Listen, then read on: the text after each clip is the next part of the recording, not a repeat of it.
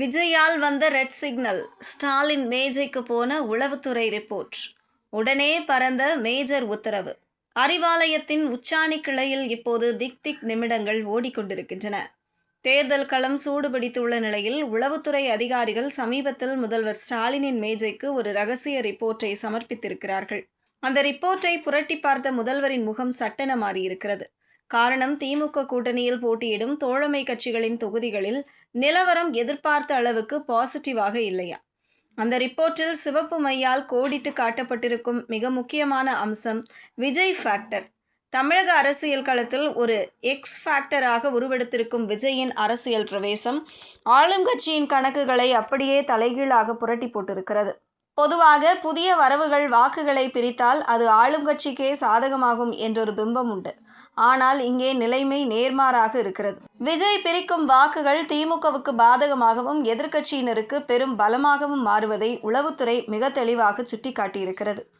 குறிப்பாக திமுகவின் தோழமை கட்சிகள் போட்டியிடும் தொகுதிகளில் இருக்கும் இளைய தலைமுறை வாக்காளர்கள், முதல் முறை வாக்காளர்கள் மற்றும் அரசியலில் எந்த பக்கமும் சாயாத நடுநிலை வாக்காளர்கள் என ஒரு பெரும் கூட்டம் விஜயின் பக்கம் அணிவகுக்க தயாராகி வருவதாக அந்த ரிப்போர்ட் எச்சரிக்கிறது. இது கூட்டணி கட்சிகளின் வெற்றி வாய்ப்பை குறைத்து எதிர்க்கட்சிகளுக்கு ஒரு ஜாக்பட் போல அமைந்து விடுமா?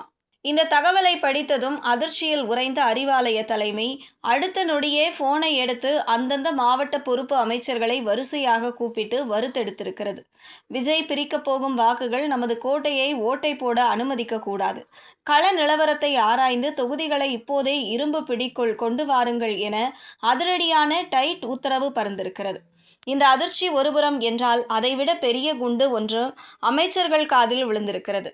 திமுக போட்டியிடும் பல தொகுதிகளில் கூட்டணி கட்சிகளான காங்கிரசும் விசிகவும் தங்களது வாக்குகளை திமுகவுக்கு முழுமையாக மடைமாற்றம் செய்யப்போவதில்லை என்கிற தகவல் கசிந்துள்ளது. அந்தந்த கட்சிகளின் மாவட்ட அளவிலான நிர்வாகிகள் ரகசிய கூட்டங்களை நடத்தி திமுக வேட்பாளர்களுக்கு எதிராக செயல்படவோ அல்லது போதிய ஒத்துழைப்பு வழங்காமல் இருக்கவோ முடிவு செய்திருப்பதாக தெரிகிறது. எங்களுக்கு ஒதுக்கப்படும் முக்கியத்துவமும் மரியாதையும் குறைந்துவிட்டது என்கிற ஆதங்கம் அந்த கட்சி நிர்வாகிகளிடம் புகைச்சலாக இருந்ததா?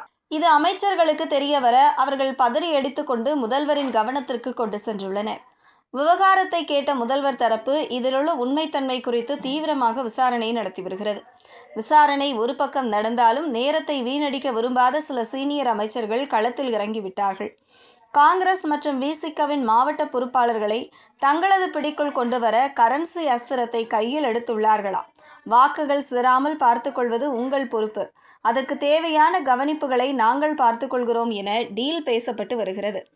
பல இடங்களில் கரன்சி கட்டுப்பாடுகள் இப்போதே கட்டவிழ்க்கப்பட்டுள்ளதாக தகவல்கள் வருகின்றன.